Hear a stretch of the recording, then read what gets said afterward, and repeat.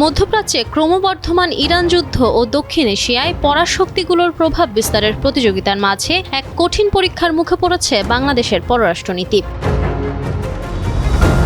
BNP সরকার ক্ষমতা গ্রহণের মাত্র ১.৫ মাসের মাথায় একদিকে যেমন মার্কিন প্রশাসনের সঙ্গে সম্পর্কের নতুন উষ্ণতা দেখা যাচ্ছে, ঠিক তেমনি চীন ও রাশিয়ার সঙ্গে দীর্ঘমেয়াদী অর্থনৈতিক ও কৌশলগত সম্পর্ক বজায় রাখা নিয়ে তৈরি হয়েছে জটিল সমীকরণ। প্রশ্ন উঠেছে, ঢাকা কি কোনো বিশেষ মেরুর দিকে ঝুঁকছে, নাকি সবার সঙ্গে বন্ধুত্বের পুরনো নীতিতেই অনড় থাকবে?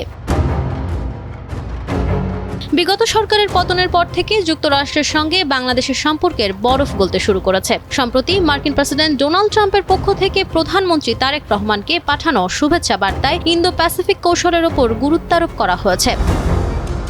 বিশ্লেষকরা মনে করছেন, ওয়াশিংটন এখন ঢাকাকে তাদের প্রতিরক্ষা ও নিরাপত্তা বলয়ে আরও সক্রিয়ভাবে দেখতে চায়। ইতোমধ্যে মার্কিন জ্বালানি সচিব ক্রিস রাইট বাংলাদেশের জ্বালানি নিরাপত্তা নিশ্চিতে পূর্ণ সহযোগিতার আশ্বাস দিয়েছেন। তবে এই ঘনিষ্ঠতা চীনের জন্য উদ্বেগের কারণ হতে পারে কিনা তা নিয়ে কূটনৈতিক মহলে চলছে চুলচেরা বিশ্লেষণ। আমেরিকার সঙ্গে ঘনিষ্ঠতা বাড়লেও বেজিংকে পাশ কাটিয়ে চলা ঢাকার জন্য প্রায় অসম্ভব। বর্তমানে চীন বাংলাদেশের বৃহত্তম বাণিজ্যিক অংশীদার এবং সামরিক সরঞ্জামের প্রধান উৎস।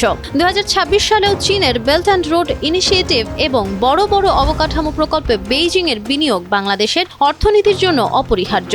বিশেষ করে তিস্তা মহাপরিকল্পনা নিয়ে চীন ও ভারতের মধ্যকার রেষারেষি ঢাকার জন্য একটি বড় লিটমাস টেস্ট হিসেবে দেখা দিচ্ছে। সরকারের নীতি নির্ধারকরা বলছেন, চীনের সঙ্গে সম্পর্ক হবে পুরোপুরি ব্যবসায়িক ও উন্নয়ন কেন্দ্রিক।